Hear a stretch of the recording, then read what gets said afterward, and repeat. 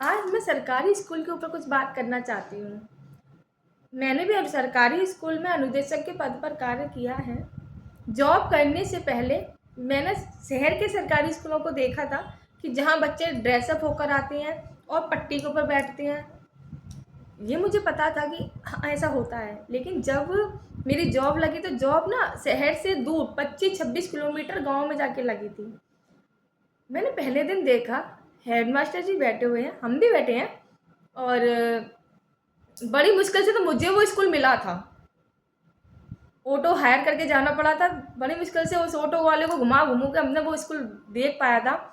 Headmaster जी भी बैठे हुए हैं, हम भी बैठे हुए हैं। बच्चे ऐसे घूम रहे हैं, ग्राउंड में घूम रहे हैं बच्चे, क्लास में घूम रहे हैं बच्चे। बच्चे ड्रेसअप होकर नहीं आए हैं, घर के कपड़ों में घूम रहे हैं। कुछ बच्चे तो ऐसे थे जो बच्चों को भी लेके घूम रहे हैं, उनकी गोदी में बच्चा उसको लेके घूम रहे हैं। मैंने जब देखा ना तो बड़ा अजीब लग रहा था, क्या है। कोई बात नहीं। लंच हुआ, बच्चों ने खाना पीना खाया, चले गए। हम भी चले आए। दूसरे दिन फिर गए, फिर वही माहौल था। हम बैठे हुए हैं, सारा दिन हम बैठे ही रहे। 7 बजे स्कूल में पहुंच गए थे, 12 बजे तक बैठे रहे और फिर घर चले आए। तीसरे दिन फिर गए, फिर हम चेयर पे बैठे हैं। तो जो हेडमास्टर जी थे ना, उन्होंने कहा कि ऐसे कब तक बैठे रहोगे, जाओ क्लास में जाके पढ़ाओ बच्चों को। अब क्लास में एक बच्चा नहीं, सारे बच्चे ग्राउंड में हैं, तो सर आवाज़ लगाते हैं। देखो, जो उन्होंने जैसी आवाज़ लगाई मैं वैसे ही बता रही हूँ। एरे सुन रही होगा, चलो चलो चलो चलो चलो क्लास में चलो। ऐसे कोई भीड़ बकरिया ना हकता हो जैसे वो बच्चों को कह रहे थे। अच्छा, बच्चे क्लास में चले गए। बच्चों के जाते ही हम भी चले गए। तो हम क्लास में गए, एक भी बच्चा खड़ा नहीं है, सारे बच्चे बैठे हुए हैं। मैंने कहा आप खड़े क्यों नहीं हो, बैठे हुए हो। बोले मैडम खड़े काहे को होए। मैंने कहा जब कोई भी अध्यापक या अध्यापिका क्लास में आते हैं तो खड़े हो जाते हैं। मैडम खड़ो है नो है, हमें तो पता ही नहीं, हम तो बैठे रहते हैं। अच्छा मैडम गलती है कि कल तक खड़े आ जाया करेंगे। मैंने कहा ठीक है, कल से खड़े हो जाना। मैंने हिंदी की बुक निकलवाई, बच्चों को चैप्टर पढ़ाना शुरू कर दिया। पहला दिन तो खैर अनुभव, बल्कि इंट्रोडक्शन भी ले लिया था, सारे बच्चों को अपना भी दे दिया था। उसके बाद की बात है, क्योंकि बच्चों को पढ़ाना भी है, तो मैंने हिंदी की बुक निकलवाई। एक बच्चे से कहा कि तुम पढ़ो, उसने पढ़ दी पूरी बुक। मैंने प्रश्न उत्तर करा दिए थे, तो छोटा सा चैप्टर था। प्रश्न उत्तर कराने के बाद मैंने बच्चों से कह दिया था ठीक है कल पढ़ कर आना। मैं फिर स्कूल गई, मैंने बच्चों से क्वेश्चन आंसर पूछे, तो बच्चों ने जवाब दे दिया, अच्छे से जवाब दिया था, सभी बच्चों ने जवाब दे दिया था। मैंने कहा ठीक है वैसा है, जो तुमने याद किया है वो मुझे लिख कर दिखाओ। अब बच्चों ने लिखना शुरू किया। मुश्किल से मुश्किल 2-3 बच्चे ही ऐसे थे जिन्होंने मुझे उन प्रश्नों के उत्तर लिख कर दिए, बाकी की तो खाली कॉपियां थी मेरे हाथ में। एक बच्चे ने उत्तर लिख कर नहीं दिया, मुझे लगा भूल चूक मुझसे ही हुई होगी। फिर जिन बच्चों ने उत्तर नहीं दिए थे, मुझे गुस्सा बहुत आ रहा था, क्योंकि इतने अच्छे से पाठ पढ़ाया, इन बच्चों को उत्तर याद भी है, फिर उन्होंने लिखे क्यों नहीं है। तो जिन बच्चों ने उत्तर नहीं लिखे थे उनको बुलाया, मैंने क्वेश्चन किया, बच्चे ने उत्तर दे दिया, मैं लिखा क्यों नहीं है। बच्चा चुपचाप खड़ा हुआ है। ऐसे ऐसे मैंने सारे बच्चों को बुलाया, उत्तर दे रहे बच्चे, ले लिखा एक भी बच्चे ने नहीं है। मुझे गुस्सा आया, मैंने डांटा, अब झूठ क्यों बोलूं। डंडे से हाथों पर पीट भी दिया था। फिर मैंने जिन बच्चों ने उत्तर नहीं लिखे थे उनसे कहा कि बुक रीड करो अब तुम। आपको यकीन नहीं होगा, एक भी बच्चे को किताब पढ़ना ही नहीं आ रहा था। मैंने कहा तुम्हें किताब पढ़ना नहीं आता, कि नहीं मैडम। मैं चलो कोई बात नहीं। अच्छा, फिर मैंने उनको वर्ड जो होते ना, वर्ड भी नहीं आते बच्चों को। अब आप स्टार्टिंग कहाँ से करोगे, 8th क्लास के बच्चे हैं।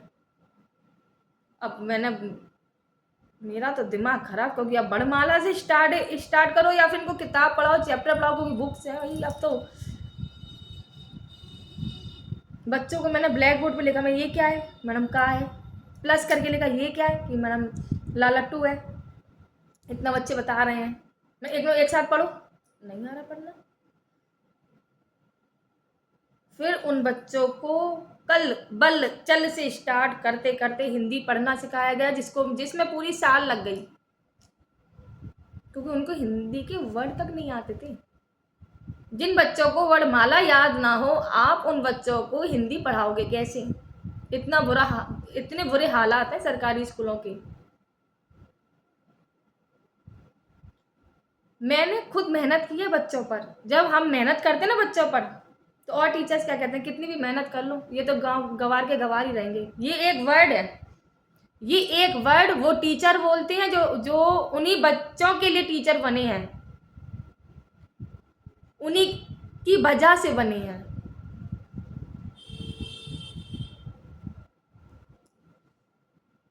समझ में नहीं आता कि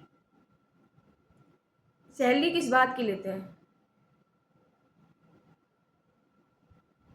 ये आने वाला भविष्य ही तो है जिसको हम बिगाड़ रहे हैं।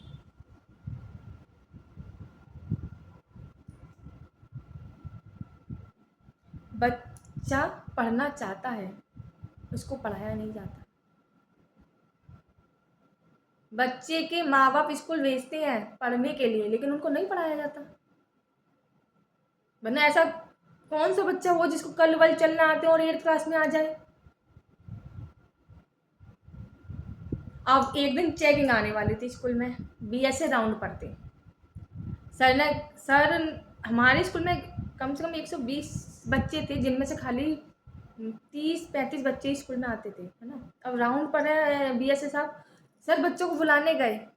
इतना बच्चा स्कूल में आया, इतना बच्चा उस दिन स्कूल में, 120 के 20 बच्चे प्रेजेंट हैं। मैंने कहा सर कहाँ से लेकर आए हो? मैंने कहा आप सब कहाँ से आए हो?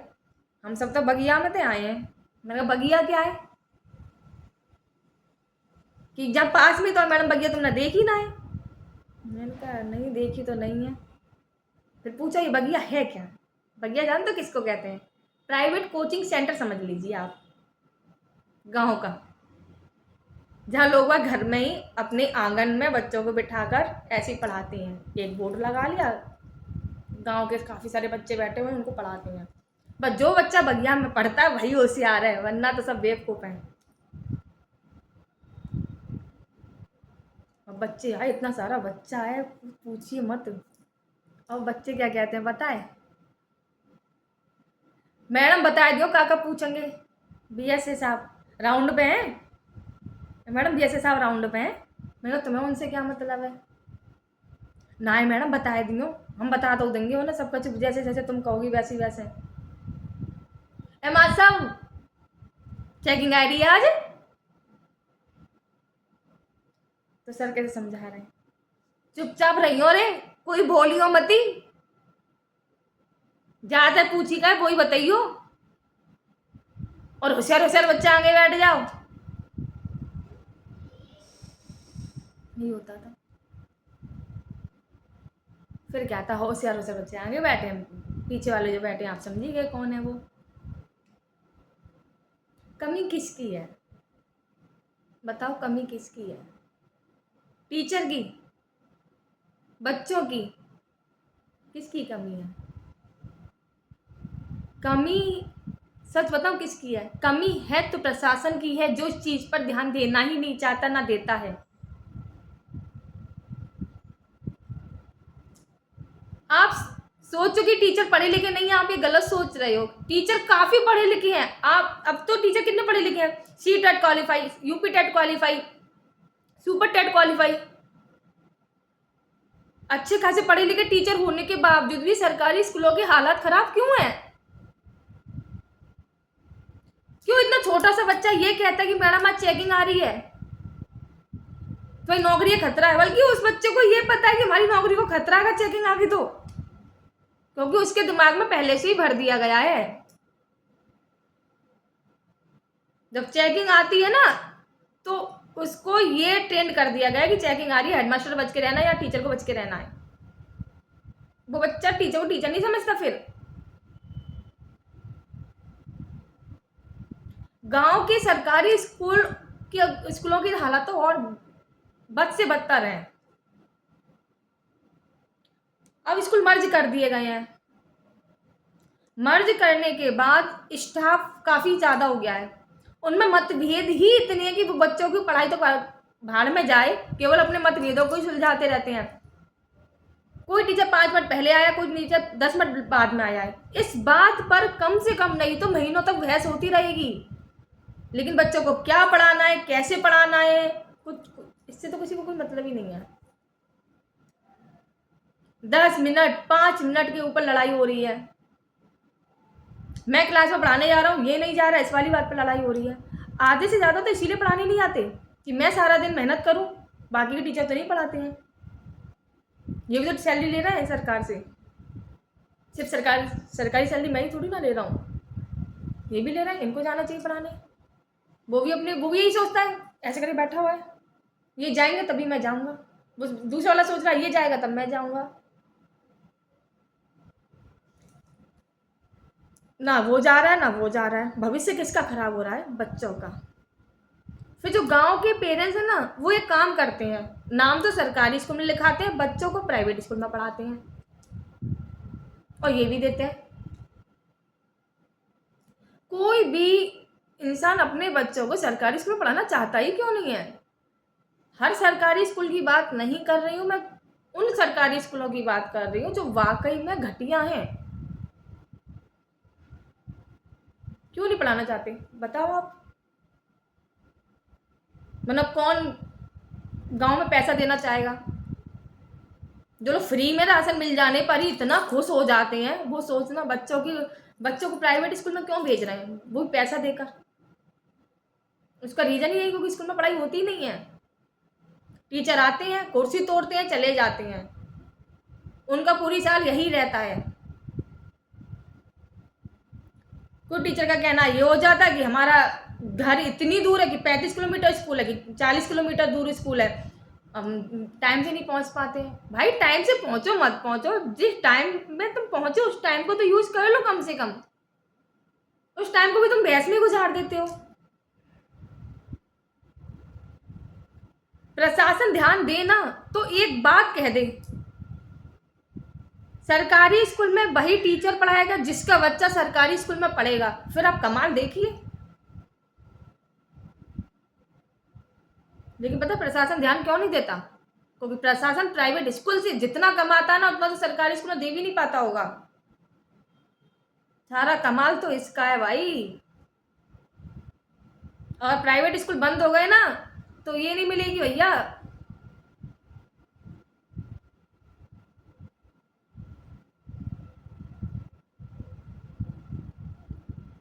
इतनी दिक्कतें हैं सरकारी स्कूलों में जिसका आप हिसाब भी नहीं लगा सकते हो। मुझे मेरी जॉब से हाथ धोना पड़ा क्योंकि अनुदेशकों का ट्रांसफ़र नहीं होता है। कोई मोटी सैलरी नहीं दे रही है सरकार हमें, छोटी सी सैलरी में ही इतना आनंद आया बता नहीं सकती। बच्चों के साथ में रहकर उनके साथ घुलने में मिलने में बड़ा अच्छा लगता था। आज भी मुझे बच्चे कॉल करते हैं। नहीं जॉब से हाथ धोना पड़ा इसलिए क्योंकि जॉब आगरा है, शादी अलीगढ़ में हुई है, कर लो जॉब कैसे करोगे, ट्रांसफ़र है नहीं। कुछ साल जैसे तैसे खींची भी फिर छोड़ दी। दुख होता है, बहुत दुख होता है, क्या किया जाए। सोचा आज आपसे क्यों ना इस अनुभव को बांटा जाए कि मैंने सरकारी स्कूल के कितने बुरे हालात देखे हैं, आपको बता नहीं सकती।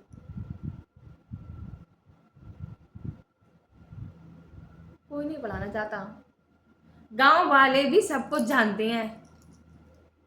सरकारी स्कूल में नाम लिखाओ, प्राइवेट स्कूल में पढ़ाओ, बस। बच्चे पता सरकारी स्कूल को क्या कहते हैं? दरियावाव स्कूल। एक बच्चे से मैंने पूछा, नहीं क्या नाम है तुम्हारे स्कूल का? कहते दरियावाव स्कूल।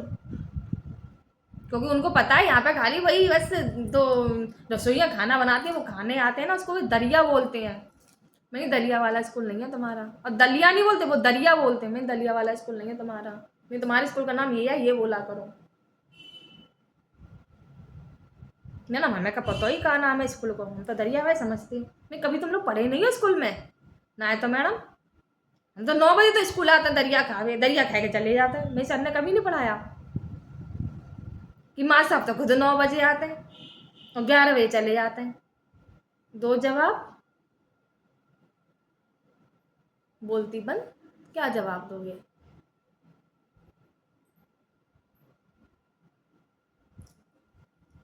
प्रशासन से कह दो जितने भी गवर्नमेंट सेक्टर में काम करने वाले लोग हैं सभी अपने बच्चों को गवर्नमेंट स्कूल में ही पढ़ाएंगे।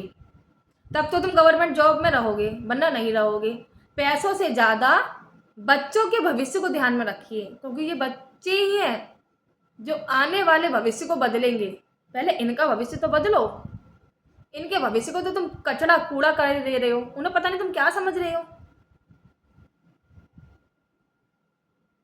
आज कोई भी इंसान जो गवर्नमेंट सेक्टर में कार्य करता है ना, उनमें से अधिकतर लोग सरकारी स्कूल के पढ़े लिखे हुए होंगे। फिर भी सरकारी स्कूल में अपने बच्चों को नहीं पढ़ाना चाहेंगे। पता नहीं कैसे पढ़ाएं, पढ़ाई नहीं होती।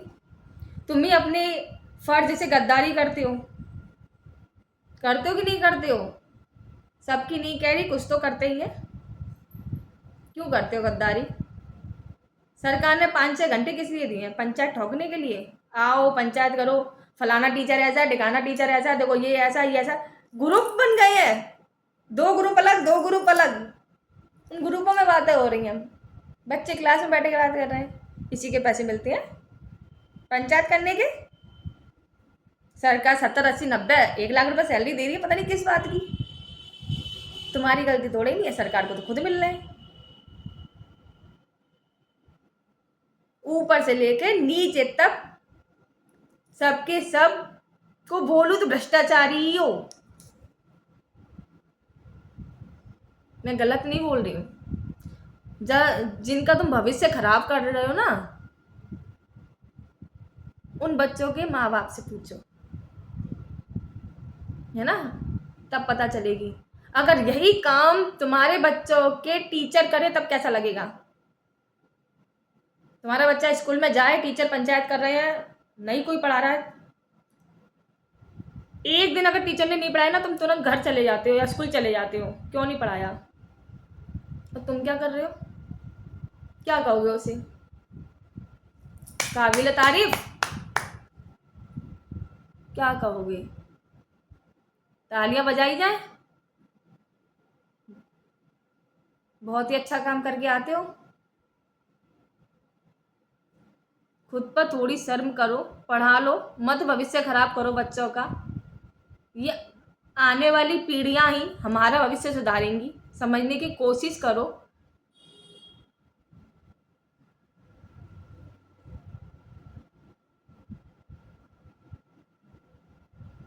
इनके भविष्य से खिलवाड़ मत करो।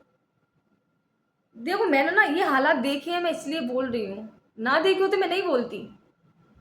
मैंने बहुत बुरे हालात देखे हैं सरकारी स्कूलों के, आज भी सुनती हूँ। क्या किया जाए? कहाँ से सुधारो? पहले खुद को सुधारो। जब तुम खुद को सुधार लोगे ना, तब तुम्हें खुद देखना अच्छा लगेगा। एक दिन बच्चे को 5 के 5 घंटे पढ़ाकर तो देखो, तुम्हारे मन को शांति मिलेगी, अच्छा लगेगा। जब कोई बच्चा उसमें से डॉक्टर इंजीनियर बनकर दिखाएगा ना, तब तुम सोच कर देखो कैसा लगेगा। मेरी प्रशासन से भी गुजारिश है, ध्यान दीजिए आप। भर्ती नहीं निकालनी है मत निकालो, कम से कम बच्चों के भविष्य से खिलवाड़ ना करो। अगर आपके भविष्य से खिलवाड़ हुआ होता तो आज आप इस पद पे ना खड़े हुए होते। और अगर आपके बच्चों के भविष्य से खिलवाड़ होगा तो आपके बच्चे भी जिस पद पे जाना चाहते हैं उसके काबिल नहीं है।